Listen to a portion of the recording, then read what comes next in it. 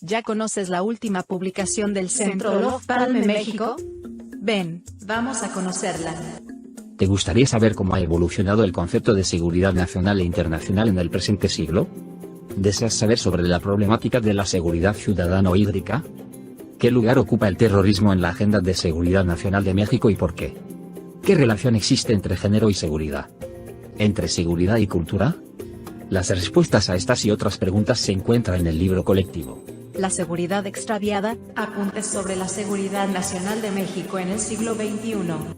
Coordinado por María Cristina Rosas y con las reflexiones de Guillermo Garduño, Luis Eduardo Pérez Ortiz Cancino, Gustavo Mauricio Bastien, Héctor Frías, Alfonso Aragón, Jorge Alfonso Monjaraf, Fernanda Padilla, José Jesús Borjón, Salvador Díaz Huitrón, Tomás Martínez, Severino Cartagena y Juan Pablo Prado. Adquiere ya La seguridad extraviada, apuntes sobre la seguridad nacional de México en el siglo XXI. Envíanos un mensaje a través de nuestras redes sociales para adquirir esta y otras obras del Centro Olof Palme México. Contáctanos hoy mismo.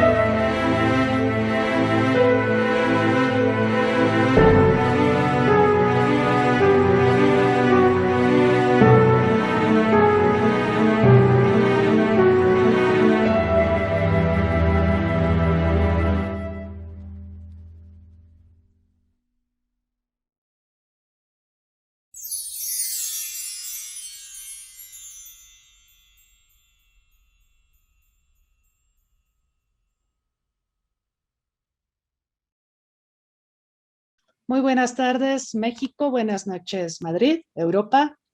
Es un gusto darles la más cordial bienvenida a una emisión más de esta serie, Una tarde con, que organiza el Centro Olof Palme México para traer a ustedes las opiniones expertas de diversas personalidades del mundo académico, político, cultural.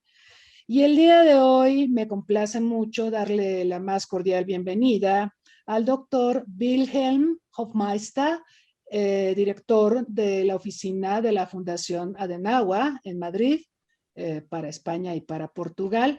Además es un gusto reencontrarlo después de mucho tiempo, por lo menos unos 15, 16 años cuando colaboramos en diversas publicaciones. Bienvenido, Wilhelm. Un gusto tenerte con nosotros. El gusto es mío. Muy buenas tardes en México, buenas noches desde Madrid. Un gran placer. Muchas gracias por la invitación y por la posibilidad de participar en las conversaciones de México. Claro, un gusto y además agradecemos la disposición para participar en este diálogo. Quiero presentar a nuestra audiencia algunos datos curriculares de nuestro invitado. Como comentábamos, él es director de la oficina de la Fundación Konrad Adenauer para España y Portugal. Él reside en Madrid actualmente. Él tiene este cargo desde febrero de 2016. Entre 2009 y hasta 2015 fue director del proyecto regional Diálogo Político con Asia, también de esta fundación, con sede en Singapur, donde inició varios proyectos nuevos, entre ellos la Konrad Adenauer School for Young Politicians, un proyecto de formación de jóvenes líderes políticos de Asia y un programa de diálogo entre Asia y la Unión Europea. El comienzo de las actividades de la fundación en Myanmar, Birmania y Australia, que dio inicio a la apertura de nuevas oficinas de la fundación en estos países. También entre 1999 y 2009 fue director del Centro de Estudios de la Fundación Adenauer en Río de Janeiro, Brasil, donde desarrolló un amplio programa de formación y asesoría política. Él también ha trabajado en la sede central de la Fundación en Alemania y fue subdirector del área de cooperación internacional. Representó también a la Fundación en Chile, en Santiago. Realizó proyectos de investigación en Bolivia y él posee una maestría y un doctorado en ciencias políticas por la Universidad Johannes Gutenberg de Maguncia, Mainz, Alemania. Ha publicado diversos estudios, libros, artículos sobre temas de desarrollo político y de transformación de sistemas políticos en América Latina y Asia, también sobre las relaciones exteriores de la Unión Europea y últimamente sobre los procesos políticos actuales de España. Y está por publicar también un libro sobre partidos políticos que será pretexto para reencontrarnos posteriormente en otra entrevista. Muy bien, bueno, pues yo quiero, por supuesto, invitar a nuestra audiencia aquí y a todos los que nos están siguiendo en Facebook Live a que formulen sus preguntas, comentarios para nuestro invitado. Y de entrada, pues vamos a pedirle una reflexión sobre un personaje muy, muy importante para Alemania, para Europa, para el mundo, que es Angela Merkel. Angela Merkel, una política que llega a la Cancillería alemana en 2005 y después de 16 años anuncia que ya no se postulará de nuevo en septiembre, ya no estará al frente del gobierno alemán. Sin embargo, ella tiene una larga trayectoria política. Antes de ser canciller, pues tuvo diversas responsabilidades en el país, por ejemplo, como ministra de Medio Ambiente, como líder de la CDU, en fin, y yo creo que para muchos Merkel marca un antes y un después en la Alemania del siglo XXI. Le quisiera pedir a nuestro invitado una valoración sobre los grandes logros del gobierno de Merkel, pero también cuáles serían los temas pendientes, los temas que quizá no pudo resolver a lo largo de estos 16 años de gobierno. Muy bien, es verdad que en pocas semanas tenemos elecciones generales en Alemania el 26 de septiembre y después de esas elecciones la señora Merkel va a dejar la Cancillería, va a entregarla en otras manos. Y ella se va a retirar de la política. No sabe todavía qué hace, así por lo menos lo dice, pero nos deja a todos los alemanes un poco huérfanos porque estamos, claro, estamos acostumbrados a un líder que además, digamos, o fuera de las limitaciones o de las fronteras partidistas, tiene una altísima aprobación durante toda su gestión. La señora Merkel va a cumplir 16 años como primero ministro de Alemania, que es el canciller. En Alemania tenemos esa posibilidad de ser reelegida en esa función indeterminadamente.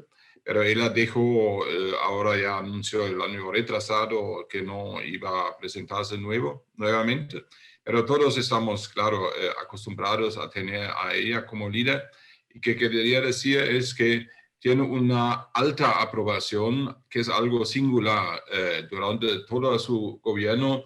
Y la aprobación nunca cayó abajo de los 50%. Habían, claro, altos y bajos, pero nunca estuvo bajo el 50% y eso ya indica un poquito que era capaz de conseguir aprobación fuera de las limitaciones, de los límites partidistas, aunque por mucho tiempo, digamos, la mayor parte de su gobierno, durante su gobierno, era también presidente de un partido político y entonces también participante en los conflictos y en los debates políticos. Pero presidió dos veces presidió dos gobiernos de diferente carácter. Tres gobiernos de la llamada Gran Coalición con la socialdemocracia, el primero y segundo. El tercero gobierno era una coalición con los liberales y ahora el último gobierno también era un gobierno con la socialdemocracia. Entonces, ella trabajó con varias fuerzas del país. De hecho, yo creo, y por el factor de haber vivido afuera de Alemania, yo creo que puedo estimar aún más que algunos de mis compatriotas que no salen tanto, digamos, del país, del aprecio, del reconocimiento, que Angela Merkel consiguió para Alemania durante su gestión. ¿Ya? Uno no necesita estar de acuerdo con todas sus decisiones políticas, ¿sí? Pero habían algunos algunos elementos que contribuyeron a construir toda una imagen de Alemania, no solamente ella como personalidad individual, sino también con eso contribuyó a consolidar una imagen de Alemania en el contexto internacional que hasta ahora no hemos conseguido, a pesar de nuestro trabajo de la Fundación Adenauer, que también estamos trabajando un poco en esa diplomacia pública, digamos, pero quiero mencionar algunos puntos esenciales de políticas y después una característica de Merkel. Ella asumió el gobierno poco después, digamos, de la crisis económica, debido al ataque a los toros en Nueva York, cuando la economía había caído. Y Alemania estuvo en una situación en aquella época, no solamente por ese acontecimiento internacional, sino por algunas omisiones y también por el costo de la unificación que todavía se sentía después de la virada del século. Alemania tenía un poco era el enfermo en el continente europeo. Aunque, digamos, su gobierno antecesor había decidido algunas reformas, le tocó a la señora Merkel en su primera gestión, digamos, profundizar reformas esenciales, económicas y sociales en el país que apoyaron mucho, digamos, a la recuperación económica de Alemania. Después viene la crisis financiera de 2007-2008, que no solamente afectó a Alemania de una forma severa, pero también a la Unión Europea. Y es cuando Merkel por primera vez, digamos, aparece, no solamente como un líder alemán, sino con su gestión, a través de su gestión, apoyó mucho a enfrentar, digamos, la crisis económica financiera internacional que salió, digamos, el derrumbe del banco de Lehman Brothers en Nueva York. Apoyó mucho para la Unión Europea podía construir alguna resistencia. Y a los pocos años, ya en 2011, tenemos una nueva crisis financiera en el contexto europeo, que es la crisis de la deuda, digamos, la llamada eurocrisis. Y había una pelea hasta dentro del gobierno de Alemania sobre los planes de recuperación. En aquella época, el ministro de Hacienda de Alemania, en primer lugar, quería ser más estricto o más severo con algunos de los socios en el sur, sobre todo en Grecia. Y Merkel al final lo convenció y digamos, lo presionó un poquito, y claro que junto con Francia encontró un camino para la recuperación, digamos, en Europa. Eso costó alguna simpatía, alguna gente de derecha en Alemania, y eso contribuyó a la creación del partido de derecha, que era primeramente un partido contra el euro. Pero con eso se consolidó ya Merkel la imagen de, digamos, de un líder europeo. También habían en esa época el desastre de Fukuyama, del desastre nuclear en 2011, creo que era. Y ella tomó una decisión casi unilateral de terminar de apagar todas las plantas nucleares en Alemania y de comenzar a una nueva política energética, una política también en favor del medio ambiente. Ella había sido, como ya mencionó María Cristina, ministra de Medio Ambiente antes de asumir la Cancillería, pero entonces contribuyó a que Alemania aparece como una nación, un país decidido de enfrentar los desafíos ambientales climáticos. Y después, claro, viene la crisis o viene la situación de 2015, el tema migración, cuando ella tomó la decisión de abrir las fronteras de Alemania y dejó entrar, digamos, los refugiados que llegaron hacia Europa, sobre todo desde Siria, desde Irak, desde Afganistán, también desde África. Y eso contribuyó, digamos, a que Alemania aparecía como un país realmente que está dirigida por valores, no solamente por valores democráticos, sino también por valores humanos. A pesar de que después Merkel recibió mucha crítica por parte de algunos sectores políticos dentro de Alemania, Alemania continúa a ser relativamente abierto y nos costó y todavía cuesta, digamos, la integración de muchos refugiados, pero digamos, el ingreso, el flujo de migrantes continúa, no tan alto como en 2015-2016, cuando 1 millón o más de personas entraron solamente en un año. Y eso es una tremenda tarea de integración que tenemos que enfrentar. Es decir, habían varios temas, varios momentos cuando ella tomó decisiones un poco fuera de la línea habitual de su partido, de la Democracia Cristiana, cuando contribuyó a cambiar el rumbo del país, pero eso fue...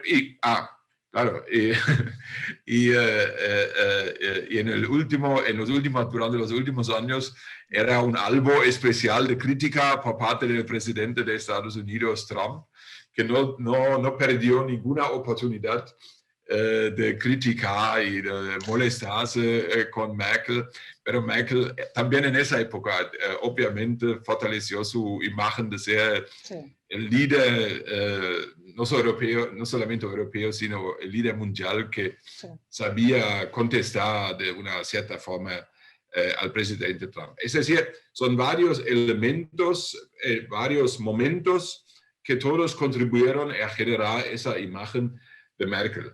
Y yo creo que lo que contribuyó también a eso es su personalidad, porque Merkel es una persona sencilla, digamos, muy trabajadora, muy disciplinada, con un humor especial, se dice, digamos, no aparece como una persona, digamos, renañado en Alemania, donde la gente tiene la fama de ser un poco más carnavalesco.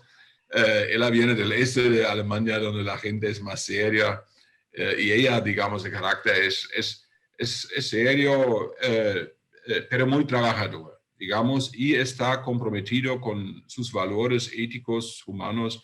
Y yo creo que todo eso contribuyó a generar esa imagen y construir una personalidad reconocida por todo el mundo, que obviamente es muy difícil para cualquier uno que le siga ahora en la Cancillería de encontrar su camino o de encontrar su lugar. Pero así es la vida de la política y no esperamos tener una copia, pero yo creo que para nosotros ha sido un gobierno muy bueno, la situación económica excelente, digamos, la conducción de la política económica muy buena, la conducción de la política social buena. También requiere de decisiones políticas, eso es claro, digamos. Y en ese sentido, el gobierno de Merkel ha sido un gobierno bastante exitoso. La situación económica en Alemania es muy buena y por eso podíamos enfrentar las diferentes crisis. Ahora la situación en Europa con creación de un fondo de recuperación, donde Merkel nuevamente mostró su capacidad de salir de una línea antigua, porque algunos sectores de Alemania no querían permitir darle a la Unión Europea la posibilidad de endeudarse, y Merkel al final acordó nuevamente con Francia ese plan de recuperación, que significa que por primera vez en su historia la Unión Europea puede endeudarse, tomar deudas para financiar los países que más necesitan. Y eso también es un nuevo aspecto, un nuevo elemento, y todo eso crea esa figura quasi, podemos decir, histórica de Angela Merkel en Alemania.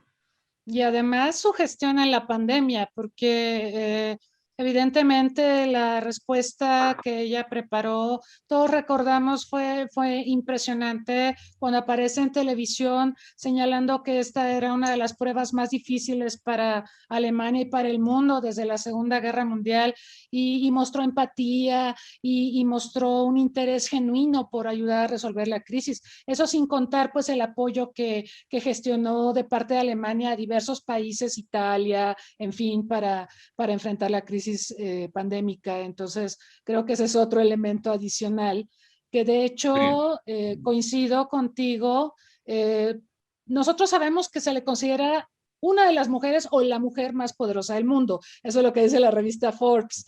Pero independientemente de eso, ella ha sido aplaudida internacionalmente por muchas de las acciones que mencionas y también obviamente por su gestión de la pandemia. Sí, bueno, en la pandemia Alemania mostró resistencia, capacidad de enfrentar. Yo creo que, claro que tenemos un sistema de salud relativamente bien desarrollado, pero lo que hay que destacar es que Merkel desde el primer momento reconoció que estamos en una situación muy crítica. Él entendió rápidamente que no es, digamos, un virus como una gripe que va a desaparecer rápidamente. Él entendió, él escuchó a los científicos, ¿ya? Él dialogó mucho con los gobernadores de los estados federados, aunque eso significaba muchas horas de diálogo, pero eso es la política, digamos, sí. Dialogar, convencer a los otros y no tomar decisiones unilaterales, por lo menos el sistema alemán no lo permite. Pero también enfrentar al público y reconocer eventuales errores o reconocer la necesidad de aprender. Y eso creó mucha credibilidad y entonces los alemanes estaban dispuestos a seguirle, ¿ya? A aceptar, digamos, ese liderazgo, a aceptar los consejos, y con todo estamos pasando más o menos, digamos, la crisis con incidencias y muertos en relación al tamaño y a la cantidad de gente en Alemania relativamente bajos, y ahora, digamos, la vacunación está también andando. Eso está bien, pero nuevamente el liderazgo político es relevante. Y en ese sentido yo creo que Merkel tiene mucha capacidad de monitorear diferentes opiniones, escuchar y después decidir y comunicar la decisión y encontrar aceptación del público. Ese tema del liderazgo es muy importante porque acá, por ejemplo, en América Latina frecuentemente hablamos de lo grave que es la falta de liderazgo para gestionar las actividades públicas, para enfrentar, por ejemplo, la pandemia. Tú lo sabes, en América Latina, pues estamos muy divididos, sin estrategia de salida, cada país hace lo que puede, pero sí se observa incluso a nivel mundial un problema de liderazgo. Los grandes líderes pues ya no están con nosotros. Merkel es excepcional.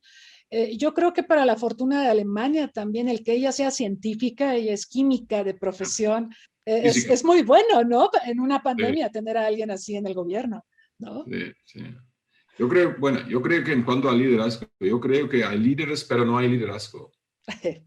Exacto, no es lo mismo. Ese es un poco, los líderes deben tener diferentes capacidades. Yo creo que Merkel tiene muchas de ellas. Tienen que tener, digamos, conocimiento técnico. Tienen que saber cómo funcionan sus propios sistemas políticos. Digamos, estamos observando que en Brasil el presidente Bolsonaro está tomando algunas decisiones y no sabe qué funciones, qué responsabilidades tienen los gobernadores de los estados. ¿Ya? Entonces, no se puede gobernar contra los gobernadores o contra el sistema político. ¿Ya? Entonces, tiene que saber y por eso tiene que juntarse y hablar. Entonces, el líder tiene que saber, tener capacidad técnica para entender lo que los académicos en ese momento le escriben, digamos, le presentan como crisis. No puede negar, no puede decir, bueno, la crisis, la pandemia es esa, yo recomiendo una píldora, no sé qué, locura, sino hay que escuchar, hay que saber cómo funcionan las cosas, hay que tener la capacidad de moderación y sobre todo tener un hilo conductor moral y ético que ayuda mucho, digamos, en el momento de tomar las decisiones. Y yo creo que esa es una característica que Merkel tiene, digamos, y ha mostrado. Sí, es verdad, hay líderes, pero no hay liderazgo.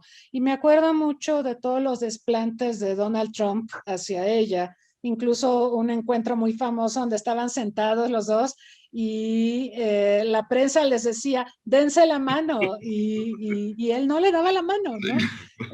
Despectivo y misógino como es este hombre, ¿no? Terrible, terrible. Y todo el daño que además le hizo a Estados Unidos, obviamente, al mundo, a las relaciones con sus aliados, como Alemania, como Francia, como toda la Europa comunitaria. ¿Cómo ves ahora a Biden? Hemos visto poco de Biden, digo, acaba de llegar, pero ¿cómo lo ves? ¿Cómo lo percibes en las relaciones con Alemania, por ejemplo? Bueno, en Alemania hay mucha esperanza que ese problema, digamos, la destrucción de las relaciones atlánticas, la destrucción casi consciente, casi voluntaria de Donald Trump, Sí. Poco a poco puede ser convertido en una nueva forma de cooperación. No va a ser tan fácil porque, digamos, también la nueva administración norteamericana tiene algunos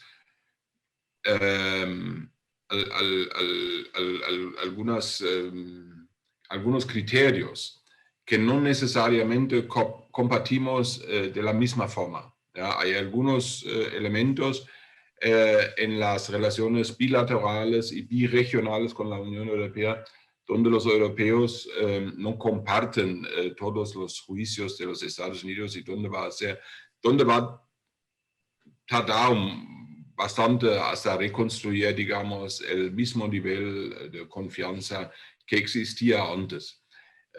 Tenemos algunos matices diferentes en cuanto a China, a la percepción de China.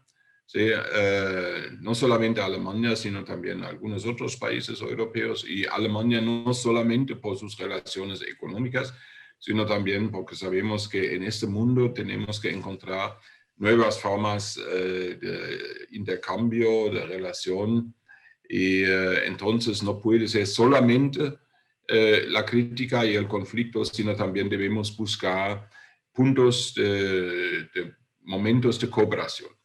Lo mismo vale con Rusia. Es un socio, un vecino muy complicado, es el vecino directo, se puede decir, de la Unión Europea. Nosotros, más que otros continentes, estamos afectados por lo que ocurre en Rusia, también estamos amenazados por algunas cosas en Rusia. Sin embargo, tenemos que ver dónde hay posibilidades de algún contacto que eventualmente en el futuro puede servir para construir una relación nuevamente más estrecha, hasta con una cooperación. En ese momento es muy complicado. El régimen ruso ahora es una dictadura abiertamente. En los últimos meses, en las últimas semanas, digamos, los ataques contra periodistas, contra jornalistas, contra organizaciones de la sociedad civil lo hacen muy difícil. Sin embargo, tenemos que ver y tenemos que es decir, y ahí el gobierno de Biden parece ser un poco más estricto todavía. Sí. En cuanto a la OTAN, ya hay una nueva tranquilidad, para decirlo así, es decir, un nuevo nivel de cooperación.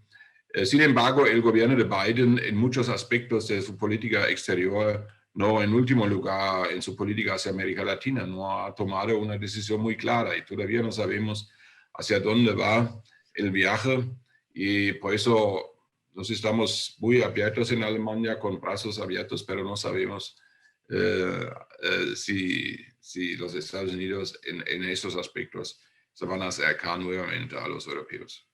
Sí, yo creo que algo que hemos aprendido es que es más fácil destruir que construir. Y lo que destruyó Trump, pues implica un trabajo formidable de rehacer, reposicionar, reconstruir, que es un trabajo tremendo el que tiene que hacer Biden y Blinken y todo su equipo, ¿no? Es difícil. Ahorita mencionaste Rusia y qué bueno que lo hiciste, porque yo siempre he tenido esta percepción de que hay un diálogo, a pesar de que Rusia tiene a Putin, que es dictatorial, y bueno, ya vimos lo que le hace a los opositores, lo que le hizo a Navalny, ¿no? Que lo tuvieron que llevar a Alemania a curarlo, qué terrible. Pero yo tengo esta impresión de que, bueno, Putin habla alemán, Merkel habla ruso, de que ellos sí tienen un cierto nivel de diálogo que no estoy segura que quien suceda a Merkel pudiera desarrollar con Putin. No estoy diciendo, por supuesto, que Alemania tiene gran influencia en Putin, pero sí pienso que Putin escucha a Merkel, pero me gustaría conocer tu opinión. Sí, no, seguramente. Escucha a Merkel, ya la amenazó. Hay esa foto horrible, porque ella no les gusta los perros y entonces en uno de los encuentros hace unos años de repente aparece un perro gigante y eso era para amenazar, digamos. Eso no se hace. No. Ni se hace ni entre jefes de gobierno ni entre personas comunes. Es decir, Putin es una personalidad complicada. Sí. A pesar de eso, Merkel sabe que en el mundo entero ella tenía relaciones con personalidades complicadas y no debía perder la postura. Y tenemos tantos temas con Rusia. Tenemos la Ucrania, tenemos las relaciones bilaterales, tenemos las relaciones con la Unión Europea, tenemos la ciberseguridad, tenemos la seguridad como tal, tenemos los ataques a personas individuales también en el terreno alemán, donde ya han matado por lo menos una persona. Tenemos la actuación de Rusia en Libia, en Siria. Es decir, hay muchos temas donde Europa y Alemania necesitan un diálogo con Rusia. Bueno, eso no se publica, entonces yo no sé cuántas veces Merkel y Putin están hablando por teléfono. Seguramente el hecho que ella habla ruso y el alemán facilita mucho la comunicación. Sí. ¿Ya?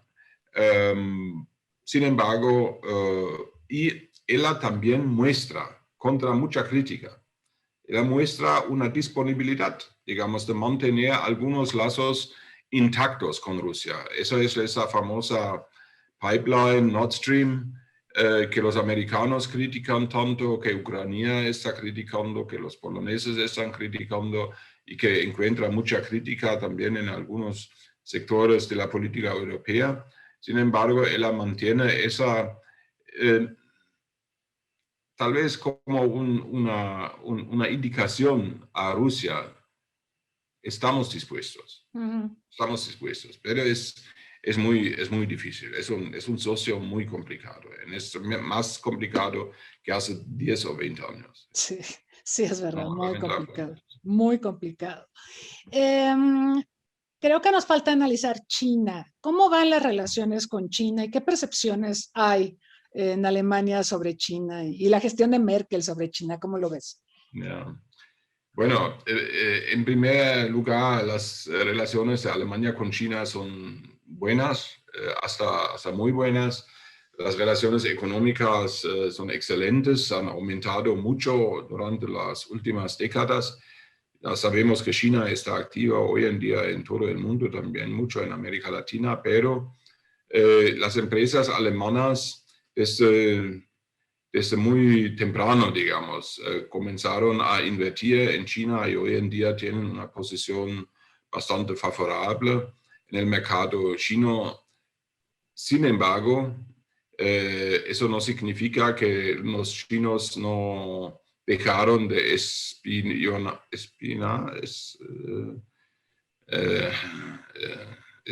digamos, de investigar, de buscar derechos, propiedades de las empresas, etcétera, alemanas. Bueno, hay mucha inversión china en Alemania, pero sobre todo alemana en China, y las relaciones económicas hasta ahora son buenas.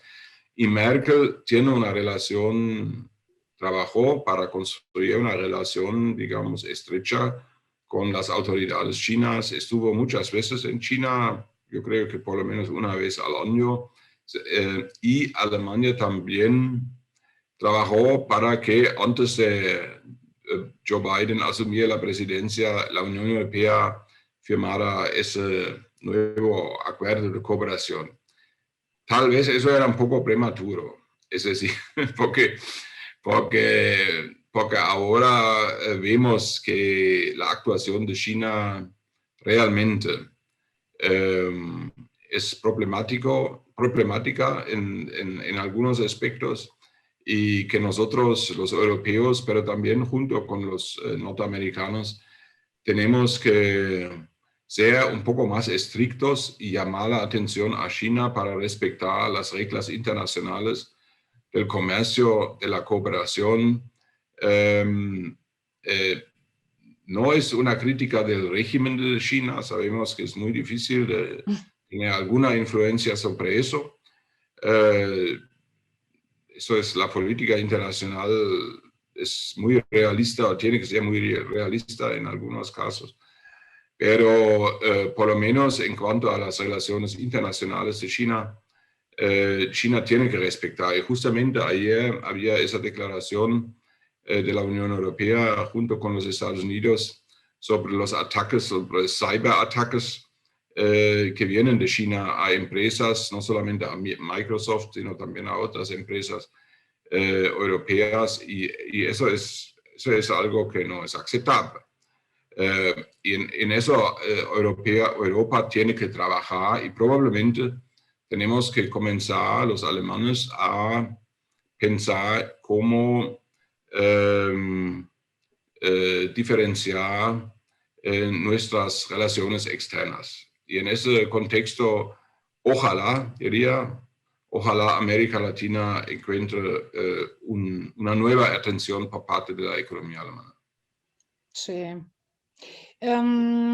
Yo estuve hace tiempo en China, estaba preparando un libro sobre su política exterior y me llamó mucho la atención la presencia económica de Alemania en el sector automotriz, pero también el energético. O sea, la presencia es muy, muy importante. No sé si es posible el país europeo con mayor presencia económica en China. Y bueno, también recuerdo que hubo una polémica ahora con las diversas crisis que ha tenido la Unión Europea, donde me parece que se planteó una legislación a nivel Europa de cuidar a las empresas que estaban quebradas o a punto de quebrar para evitar que China las comprara aprovechando estos colapsos económicos y eventualmente las sanara y después las vendiera mucho más caras, ¿no? Entonces, creo que la relación con China es también complicada, pero veo que fluye mucho el comercio, fluyen las inversiones y eso en todo el mundo, no solamente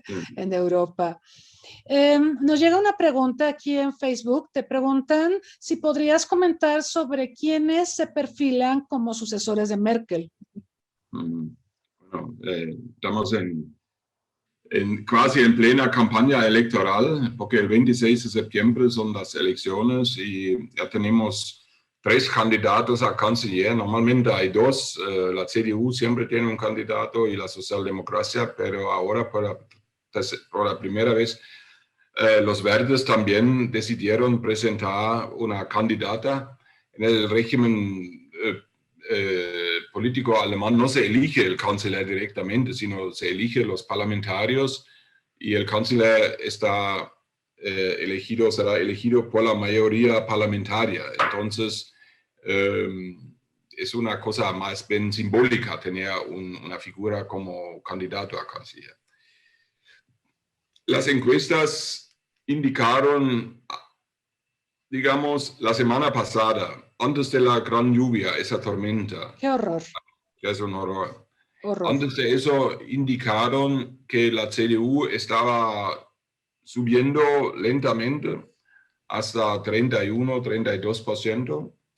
Los verdes, que ya en algún momento, hace algunas semanas, estaban en 28%, cayeron mucho porque su candidata joven perdió credibilidad por algunas cosas, digamos, durante los últimos años, entre otras, digamos, últimamente, ella publicó un libro y ahora aparecieron algunas partes del libro que son simplemente copiados de otros y ella no indicó y eso le costó mucho. Eso le costó mucha credibilidad en el contexto alemán. Y la socialdemocracia con 15%, 16%, el candidato de ellos es el actual ministro de Hacienda, y él siempre dice que todavía puede ganar las elecciones. Cada político que está en una campaña electoral va a decir eso, pero es poco probable, digamos. Sí. Yo dije hasta la semana pasada, antes de la tormenta, porque ahora la tormenta es horrible, sobre todo en alguna parte de Alemania, Sí. Pero habían casi 180, hasta ahora 180, 190 muertos y todavía se buscan muchas personas. Y ahora el discurso público se concentra mucho en la política climática. ¿Ya? Porque se dice que la tormenta es un efecto del cambio de clima. Cierto. Alemania hizo poco en cuanto a la conservación del clima. Alemania contribuye 2% al problema climático internacional, digamos. La contribución a la polución de Alemania es 2%. Es decir, aunque Alemania llegue a cero emisión, digamos, eso no va a cambiar el clima, y no podemos llegar a cero, digamos, con todas las medidas llegamos a 1.5 algo así. Sin embargo, ahora puede ser que los verdes van a subir nuevamente, a pesar del problema de su candidata, pero como los verdes están claramente identificados con el tema climático. Y a pesar de que a mí no me convencen, digamos, las propuestas claras de los verdes, a mí personalmente, sí, pero ellos por lo menos siempre insistieron en el clima, hay que hacer política climática, ¿ya? Y ellos aparecen como aquellos que manejan el tema, sí, y eso es importante en la política. Y por eso tenemos que ver, todavía creo que la CDU va a ganar una primera mayoría y que va a ser casi imposible formar un gobierno contra la CDU.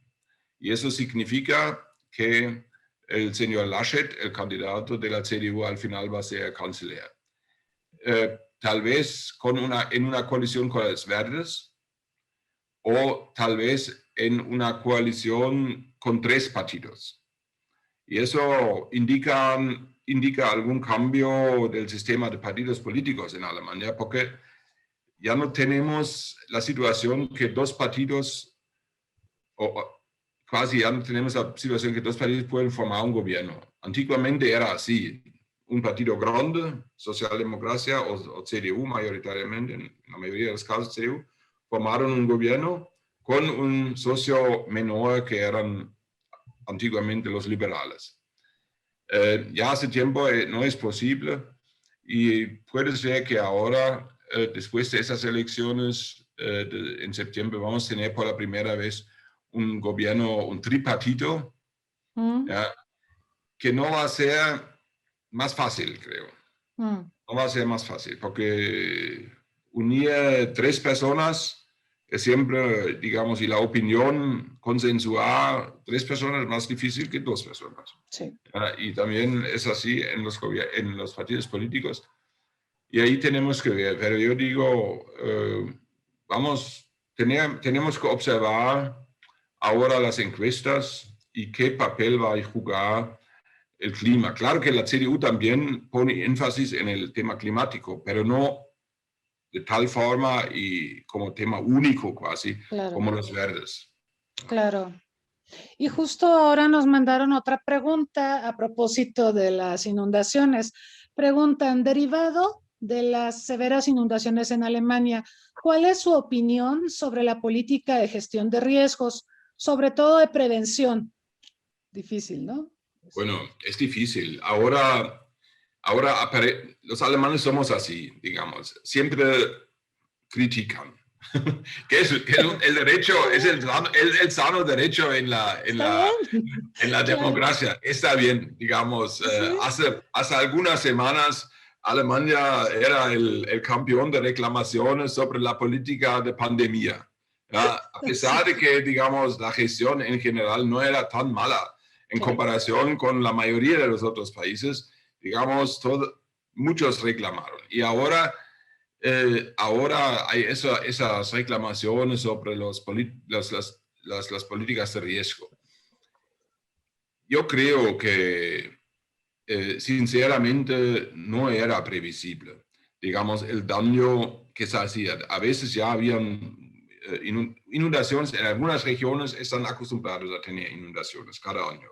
¿Ya? Y bueno, pero esta vez las lluvias eran tan fuertes como nunca antes y tan rápidamente como nunca antes. Entonces, mucha gente no, y también las autoridades no lo sabían. Normalmente tenemos una infraestructura buena para rescate, para prevención, tenemos bomberos, muchos, tenemos el servicio técnico que está ayudando en todo el mundo. Cuando hay catástrofe en todo el mundo, digamos, Alemania manda su servicio técnico afuera para ayudar.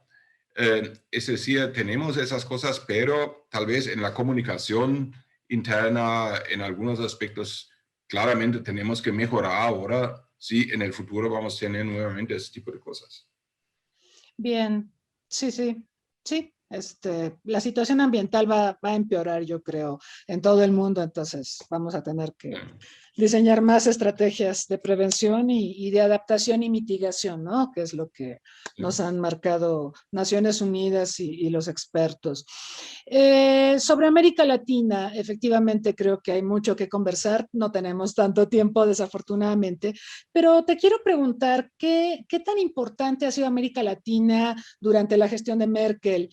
Porque vaya, nosotros cuando pensamos en Europa y América Latina, pensamos en España, normalmente España y Portugal, por los lazos históricos, en fin, y pensamos que a través de España y Portugal es que podemos gestionar parte de nuestra relación con la Unión Europea. Sin embargo, Alemania es el músculo económico de la integración europea y tiene negocios y tiene inversiones muy importantes en América Latina. Entonces, ¿tú cómo calificas la relación que se ha desarrollado entre Alemania y América Latina durante la era de Merkel? Bueno, yo creo que para ser sincero se puede decir que no era en suma un gran momento en las relaciones bilaterales, porque América Latina perdió mucha atención por parte de la economía, de la industria alemana en las relaciones comerciales.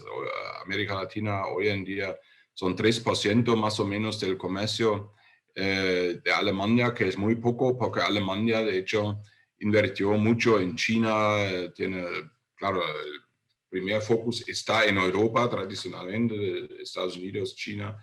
Entonces América Latina perdió relativamente peso durante los últimos años. Merkel estuvo pocas veces en América Latina. Cuando yo trabajaba en Brasil, ella estuvo ya, la encontré en Brasil. En aquella época, eso al inicio de creo que 2008, algo así debe haber sido. Pero no estuvo muy inclinado al continente, eso se puede decir. Y a veces el líder político ya puede, digamos, puede tirar, digamos, las compañías, movilizar las compañías. En ese sentido, su gestión no ha sido muy decisivo para aumentar las relaciones. Sin embargo, yo veo ahora en la industria alemana un nuevo interés en América Latina. Todavía no se puede decir si eso va a ser muy fuerte, si eso va a andar, porque América Latina, como sabes, por las situaciones internas, por algunas crisis políticas, por el carácter de algunos gobernadores, es un socio complicado.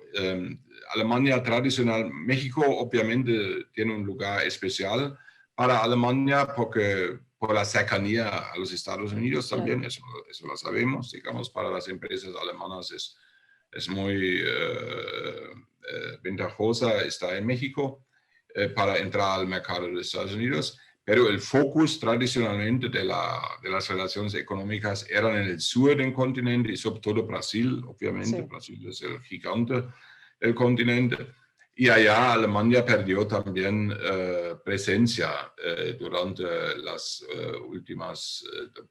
últimos tiempos. Sin embargo, yo vi algunos papers, algunas publicaciones de la industria alemana en el contexto, digamos, del BD, de la asociación, pero también de algunos otros, y ahí se expresa mucha confianza en las perspectivas de América Latina y, volviendo a China, yo creo que más y más empresas alemanas ahora saben que tienen que diversificar, porque una dependencia unilateral o tan destacada de China no es sana para la economía y para la industria alemana. Y en ese sentido, digamos, comienzan a mirar nuevamente hacia América Latina. En cuanto al caso de América del Sur, sería muy bueno ratificar finalmente el acuerdo Mercosur con la Unión Europea. Sin embargo, desde mi punto de vista, lamentablemente, hay algunas trabas. Ya se pensaba hace 2 años que ahora, finalmente, después de 1999, cuando comenzaron las discusiones, o antes de 99, comenzaron las negociaciones. Finalmente se llegaba a un acuerdo, pero tanto la discrepancia del desacuerdo entre los socios, sobre todo entre Argentina y Brasil, pero también en el lado europeo, los franceses, los irlandeses, los austríacos y algunos otros por su política agraria y el temor, digamos, del ingreso de productos agrarios desde el sur de América Latina. Ellos ponen nuevas trabas a la ratificación del acuerdo por el Parlamento Europeo. Entonces, lamentablemente todavía no está ratificado definitivamente. Eso sería un gran paso. En cuanto a México, también hay ese acuerdo entre México y la Unión Europea. Sería también bueno, digamos, llegar a esa renovación. Creo que están todavía negociando la renovación del acuerdo bilateral entre México y la Unión Europea. Ojalá que se pueda concluir luego y eso va a abrir nuevas oportunidades. En cuanto a las relaciones tradicionales, entonces, no es tanto la política estatal individual, sino también el conjunto de la política europea, porque en cuanto a los tratados y todo eso, ya no son de la responsabilidad de los estados nacionales en la Unión Europea, sino de la Unión como tal. Sí. Y sí es verdad, el tratado Mercosur-Unión Europea. Yo recuerdo que desde el 95 se planteó, desde 1995, y había muchas expectativas de tener un tratado transregional entre los dos procesos de integración, pero también me acuerdo mucho de las discrepancias que había entre los países del Mercosur y cómo eso atoraba el proceso, ¿no? Es desacuerdo entre Argentina y Brasil. Y hoy en día, digamos, es una cosa increíble que los presidentes de los dos países no hablan entre sí. No se hablan, es impresionante. No, eso es una locura, sí. una locura. Ahí se necesita, digamos, un sentido de Estado.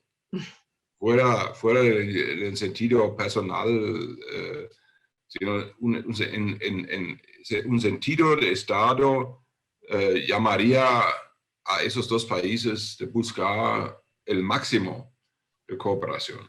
Es cierto. Hace algunas semanas entrevisté en este mismo espacio al expresidente Sanguinetti de Uruguay y él deploraba que hemos llegado a un punto donde todos son insultos personales o alusiones personales, ¿no?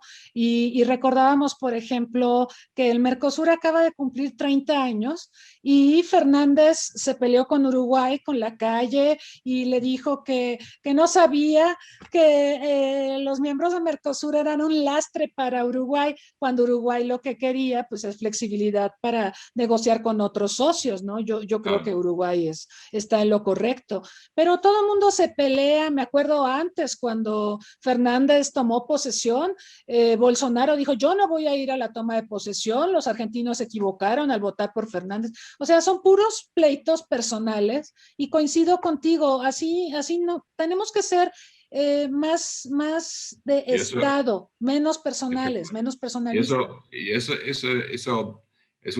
produce un gran daño de imagen de América Latina hacia Europa. Y entonces los que toman decisiones políticas y económicas dicen, bueno, ¿qué vamos a hacer con esos países donde ni los presidentes tienen confianza en sus vecinos? ¿Por qué nosotros debemos tener confianza para invertir? Entonces, claro. Es un problema de América Latina. Y ahora la situación está complicada. Digo, Perú ya finalmente ya tenemos presidente definido, ¿sí? Después de una crisis política postelectoral horrible. Pero mirando la región, y pues esta sería una de las últimas preguntas que te haría, vemos mal a la región, vemos la situación en Cuba, vemos la situación en Nicaragua, en Colombia, mucha inestabilidad política, o sea, lo de Haití, por ejemplo, que asesinaron al presidente. O sea, vemos una situación muy deteriorada en lo político, vemos mucho daño de la pandemia, no solo en los sistemas de salud, sino también en las economías de los países de la región. México, tú lo sabes, México tenía poco crecimiento antes de la pandemia y la verdad es que la pandemia pues nos ha puesto en una situación muy complicada y a toda la región en general, ¿no? ¿Cuál es tu expectativa? O sea, ¿a dónde nos estamos encaminando? ¿Con crisis política, con crisis económica, con crisis pandémica? ¿Cómo ves a la región? ¿Le ves futuro? ¿Crees que se van a solucionar las cosas pronto? ¿O cuál es tu pronóstico? Bueno, futuro siempre hay. Sí, futuro siempre hay. Yo creo que América Latina está caracterizada por ese péndulo. Ya, siempre se habla del péndulo, de la política, de la economía. Le falta hace mucho tiempo, le falta estabilidad o nunca ha tenido, digamos, una continuidad, una estabilidad que permitía una consolidación de los regímenes políticos y de los regímenes económicos. Y yo creo que eso va a durar todavía algún tiempo. En ese momento tenemos situaciones políticas complicadas en muchos países. También un país supuestamente estable como Chile está atravesando una situación muy complicada. Ese proceso de redactar la Constitución, no sabemos hacia dónde va. Digamos, las fuerzas extremistas de izquierda por lo menos tienen un peso considerable y eso puede generar nuevos conflictos. Sí. Debemos observar los militares. Yo no creo que los militares van a intervenir en la política en América Latina.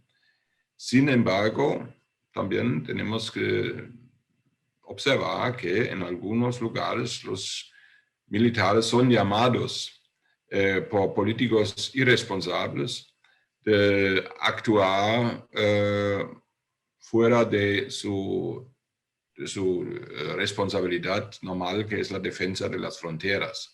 Digamos, nadie ataca las fronteras estatales, digamos, salvo en el caso de Venezuela, Colombia, hay algunos problemas fronterizos, pero en el resto no.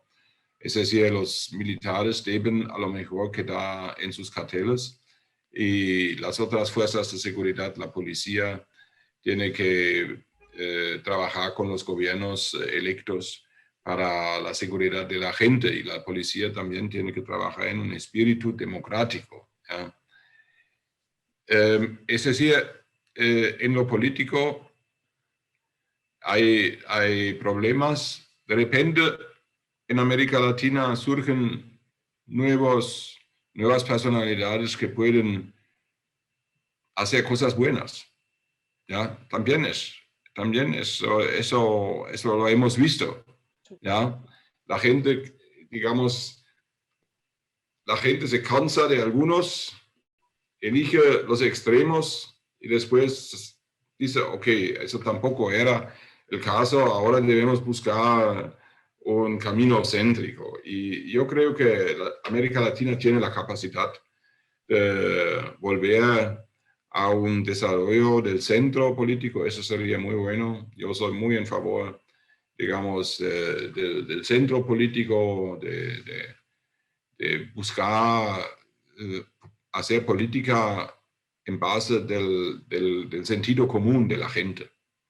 Yo creo que la gente, desde mi punto de vista, la gente tiene razón. La gente en su mayoría es moderada, tiene posiciones moderadas, tiene un sentido común y quiere que los políticos también, digamos, encuentren esas posiciones y representan esas posiciones. Lamentablemente, algunos partidos y políticos creen que con gritos y posiciones extremistas pueden ser más, pueden llamar la atención, pero eso es malo.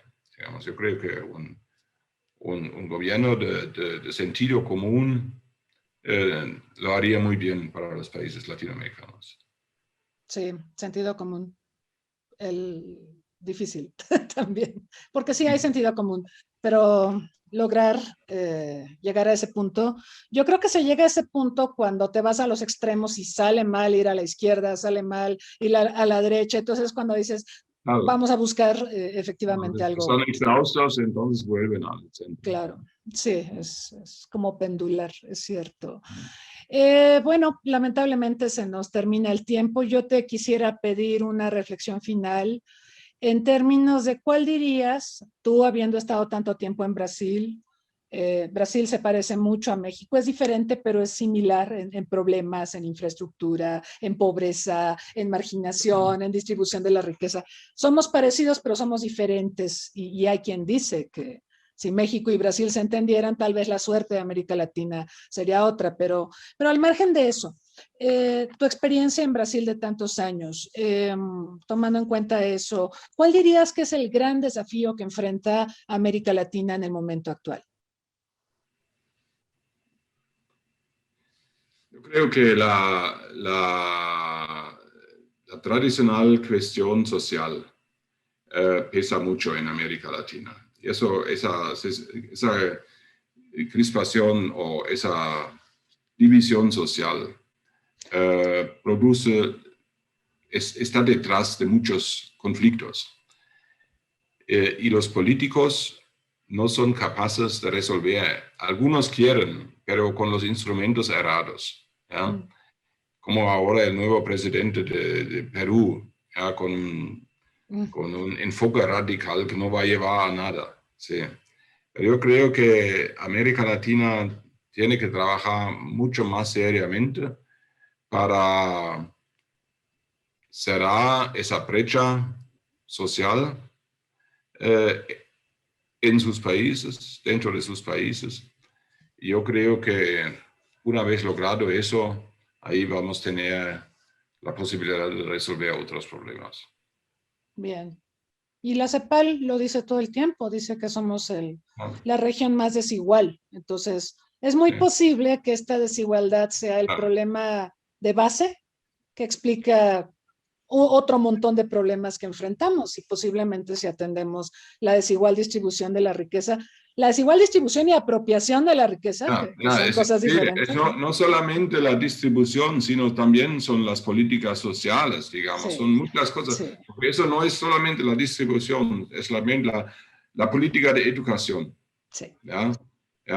Tú puedes tener países desiguales, pero si trabajas, si mantienes abierto o abres los sistemas de educación y trabajas para tener una calidad de educación, entonces eso ya ayuda mucho. Los sistemas de pensiones,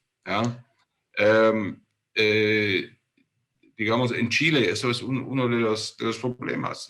Cuando yo vivía en Chile, en los últimos años de Pinochet, había esa privatización de las pensiones, los AFP, les fue muy bien. Eso es claro, eso para mí era previsible. En el momento cuando tienes mucha gente joven pagando en el sistema, todo el mundo dice, oh, qué maravilla, el sistema está bien. Ahora que los chilenos son un poco más viejos y mucha gente más quiere retirar sus fondos, ahora descubren que las pensiones son mínimas, digamos, producen pobreza. Y eso no solamente es la división social, sino también es la mala gestión, digamos, de las políticas sociales. Y eso debe mejorar en América Latina, porque eso siempre genera nuevos conflictos. Es cierto. Y fíjate ahora con la pandemia, ¿cuánta gente ha retirado sus pensiones, no? Ahí se viene una crisis brutal. Claro, ¿no? En Chile también, yo vi que en Chile, por ejemplo, abrieron la posibilidad de la gente retirar, digamos, alguna parte de las pensiones. Ya, en 20 años, cuando se retiran, cuando se jubilan, no tienen nada. ¿Qué van a hacer? O sea, van a morir de hambre, sí. No puede ser. Chile tiene un fondo estatal de cobre y todo eso, digamos. Pero claro, y hay sistemas de impuestos también, digamos, eso es la parte de la distribución. Claro. ¿Quién paga impuestos? Claro, sobre todo las riquezas personales y todo eso. Es un tema grande, pero yo creo que el tema social en ese sentido más amplio es un problema muy serio para América Latina. Sí, coincido. Lamentablemente se nos terminó el tiempo, pero estoy segura de que tendremos oportunidad de hablar en otra oportunidad, continuar con estos temas, hablar de tu libro también. Y te agradezco mucho, Wilhelm, tu tiempo, tu disposición. No sé si quisieras agregar alguna reflexión final, una despedida.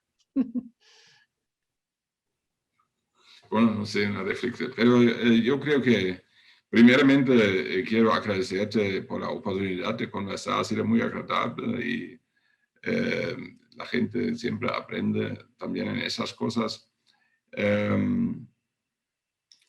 Yo creo que una reflexión final es, tenemos que cuidar nuestras democracias. Eso es, yo creo que un desafío central para todos, no solamente para América Latina, también lo vemos en Europa, ustedes lo observan, qué problemas tenemos con Polonia, con Hungría, yo vivo en España hay problemas serios, en Alemania tenemos ese partido derechista, nacionalista, donde hay algunos fascistas, hasta, digamos, ese populismo al final en toda parte produce problemas para la democracia. Yo creo que con todas sus debilidades, la democracia continúa a ser el sistema político mejor para resolver los demás problemas. Y por eso tenemos que, en primer lugar, cuidar de nuestras democracias y a partir de eso construir sociedades más justas, más equilibradas, socialmente más avanzadas y ahí podemos caminar. Cuidar las democracias, sí, hay que cuidarlas porque tal vez no sea un sistema perfecto, pero es el mejor que tenemos hoy por hoy y eso nos permite dirimir controversias, nos permite avanzar, construir, concertar posiciones, en fin. Entonces, bueno, ya lo escucharon, hay que cuidar de las democracias. Muchas gracias, Willem. Gracias a todos los que nos han acompañado aquí en Zoom y en Facebook Live. Los invitamos este jueves. Vamos a tener la última sesión de nuestra serie de seminarios virtuales sobre COVID-19 y la gestión de crisis en un mundo complejo. Y vamos a hablar de la geopolítica y del COVID, cómo el COVID ha impactado en la reconfiguración política del mundo. Y también los invitamos dentro de 15 días en nuestra acostumbrada plática, entrevista de Una Tarde Con. Vamos a tener programa doble. Nos va a acompañar Peter Wallenstein de la Universidad de Uppsala, un connotado especialista en estudios para la paz, solución de conflictos, sanciones, multilateralismo, paz, desarme. Lo tendremos aquí a la 1. Y a las 5 vamos a tener al primer astronauta ecuatoriano, a Ronnie Nader, que nos hablará también de todos los desafíos en materia de seguridad espacial a los que nos estamos enfrentando. Les agradecemos el favor de su atención. Denos un like en redes sociales si así lo desean. Y muchas gracias y hasta pronto.